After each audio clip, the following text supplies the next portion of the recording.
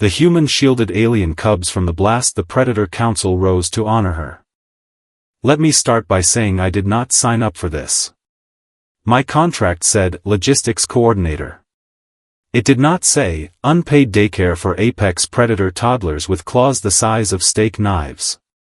Somewhere between orbit and this mining sublevel, my job description quietly mutated, and nobody sent me a memo. My name is Mara Voss. I am the only human on Kesraline Station, which is either the bravest or dumbest career decision I have ever made, and most days I genuinely cannot tell which. I work cargo routing for a Calith mining consortium, which mostly means I yell at forklifts and argue with a scheduling AI that hates me personally. Today, however, I had been volunteered, ordered, with a smile that showed too many teeth, to escort 4 Calith cubs on an educational tour of Sublevel 9. Educational. Sure. Let's call herding 4 furry landmines with fangs through a working mine educational. The Calith are what my species would call apex predators, if my species were the type to leave polite notes before running screaming in the opposite direction. Big, sleek, built like something that evolved specifically to make deer cry. Their cubs are somehow worse, because they haven't learned impulse control yet, and impulse control is basically the only thing standing between adorable and emergency room visit.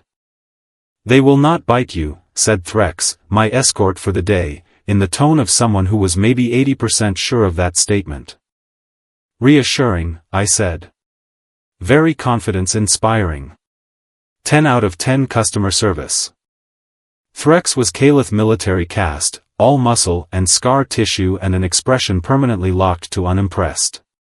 He had the kind of voice that sounded like gravel being polite. He did not find me funny. Nobody on this station finds me funny, which honestly says more about them than it does about me. Humans joke when they are afraid, Threx said. This is known. Humans joke when things are funny, Threx. It's a whole comedy tradition. You should look into it sometime. Might loosen up that jaw before it locks permanently into disapproving. He made a sound that might have been a laugh, if laughing were a war crime. The 4 cubs trotted along behind us, sniffing everything, chewing on things they absolutely should not chew on.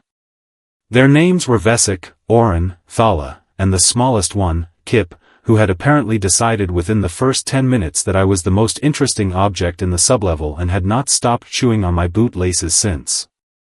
Kip. Buddy. Those are structural.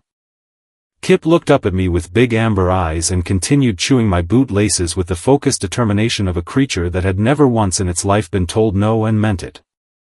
Sublevel 9 was standard mining infrastructure, graded walkways, humming conduits, a reactor housing at the far end that everyone assured me was perfectly stable, in the exact tone people use right before something is not perfectly stable. I'd been on this station 6 months. I had learned that, perfectly stable, was Calith 4, we have not thought about this very hard. We were maybe 200 meters from the reactor housing when the alarms went off. Not the polite alarms. Not the, please proceed calmly to the nearest exit, alarms. The screaming, red light, everybody is about to have a very bad day alarms. Threx's ears went flat.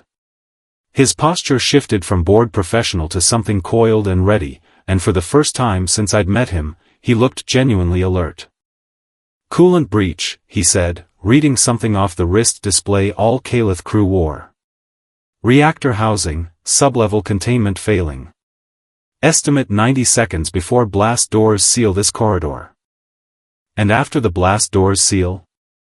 Plasma vent. This corridor floods with lethal radiation before the seal completes. I stared at him. So the blast doors are sealing us in with the thing that's going to kill us. Yes. That seems like a design flaw, Threx. It is a containment measure. It protects the rest of the station. He said this like it was obvious, like sacrificing this entire corridor was simply Tuesday. Here's the thing about Calith culture that took me an embarrassingly long time to understand, they are completely, spiritually fine with dying, as long as it's for the right reasons. Dying protecting someone weaker. Dying holding a line. Dying with what they call the mark of purpose. It's beautiful, in a way, if you're the kind of person who finds mortality inspiring instead of extremely rude.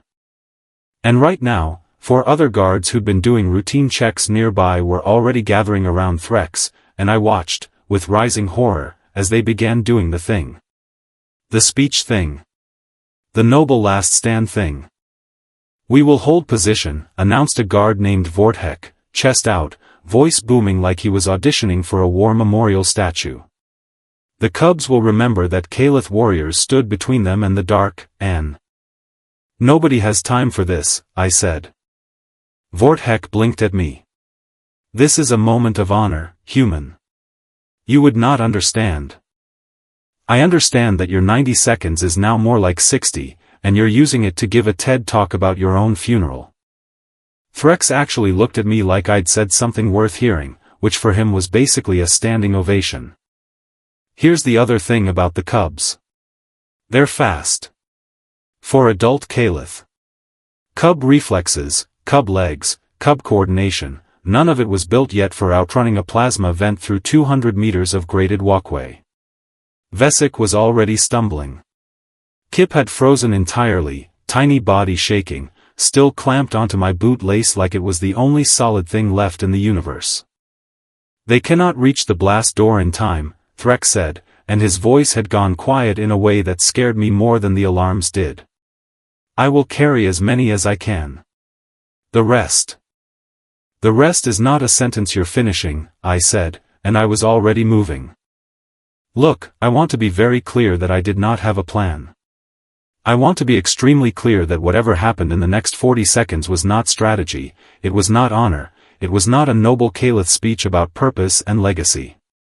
It was a human woman who worked in cargo logistics looking at a supply crate lid, a maintenance alcove, and 4 terrified baby predators, and doing math that had exactly one correct answer.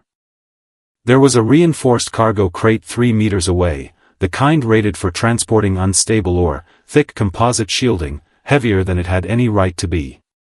I'd complained about that exact crate for weeks because it kept jamming the loading rails. Turns out I owe that crate an apology. "Threx, the maintenance alcove, now, get them in the alcove." He didn't argue. Give the man credit, when it mattered, he didn't waste a single second arguing with the human. He scooped up Orin and Thala like they weighed nothing, Vorthek grabbed Vesic, and I grabbed Kip, who was still latched onto my boot lace, which meant grabbing Kip also meant grabbing my own leg, which was a logistics problem I did not have time to solve gracefully. The alcove was shallow, barely a dent in the corridor wall meant for maintenance panels, not survival. Not nearly deep enough. But the crate, the beautiful, heavy, endlessly annoying crate, was close enough to drag, and composite shielding doesn't care about your feelings, it just blocks things, which was exactly what I needed right then. "Get behind it, get down now." I didn't have time to be elegant about it. I hauled the crate lid up on its edge, wedged it into the mouth of the alcove at an angle, and put my own back against it, arms wrapped around Kip, boots braced against the deck plating. Threx crammed the other 3 Cubs into the gap between the crate and the wall, and threw himself half over them, and I remember thinking, with the kind of clarity you only get in the 10 seconds before something enormous and terrible, that this was a genuinely stupid way to die, and also the only option on the table, so really, no notes.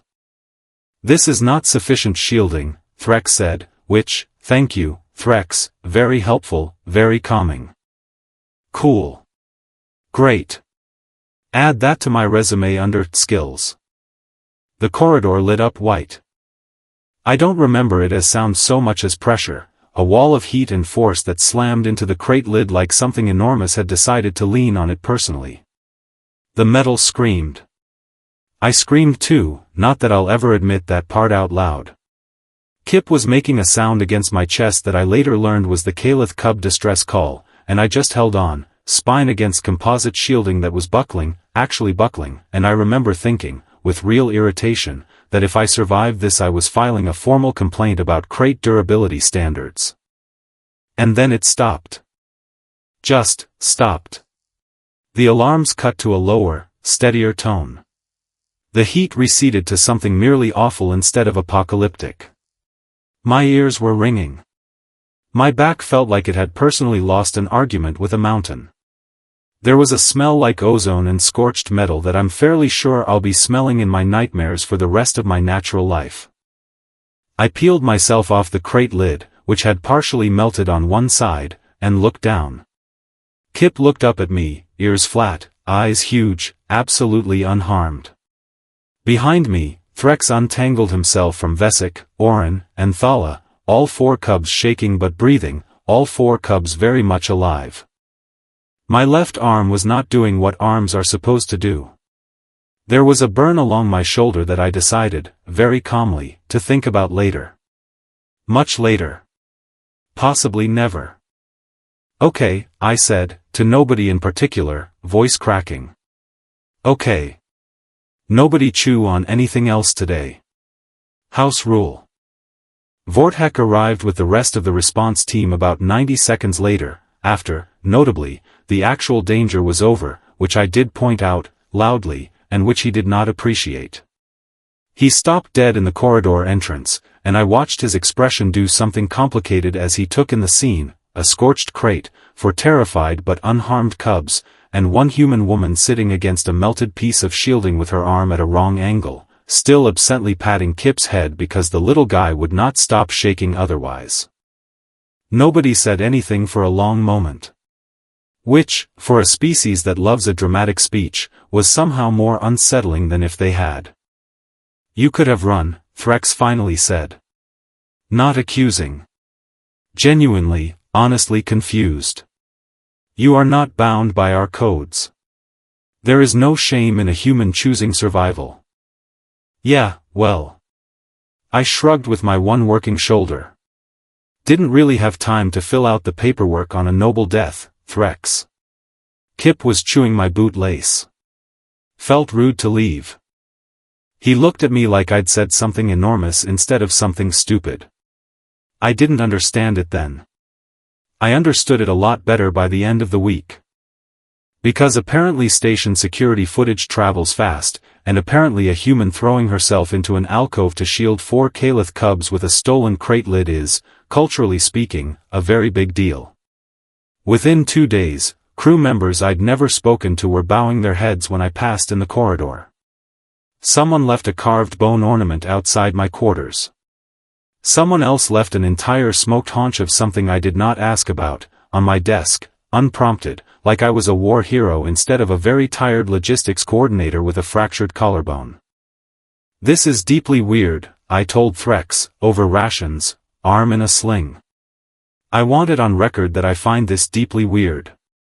I'm basically furry royalty now against my will. You misunderstand the honor, he said. I understand it fine. I understand I liked my life better when nobody left me mystery meat. 3 days later, the summons came. Formal request, sealed council seal, my presence required in the council chamber.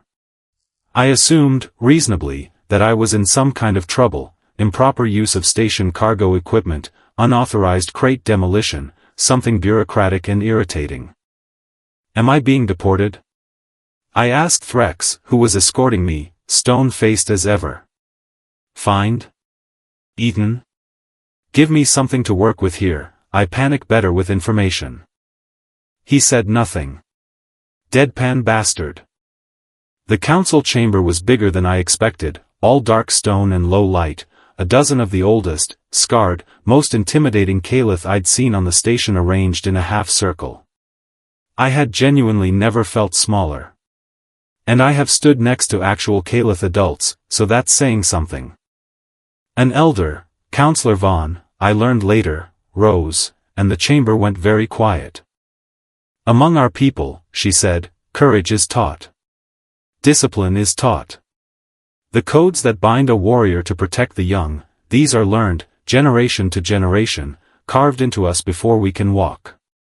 She looked at me, and there was nothing mocking in it, nothing performative. You were not taught our codes, human. You had no obligation to them.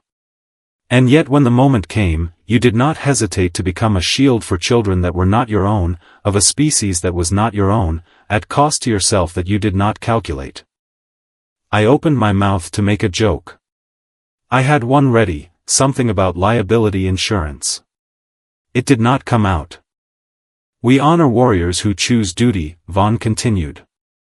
But you are something else. You acted before duty had time to speak. That is rarer, and in some ways truer. She named me, in the old tongue, something that translated roughly to unbound guardian, one who shields without the chains of obligation, because the choice itself was the whole of it.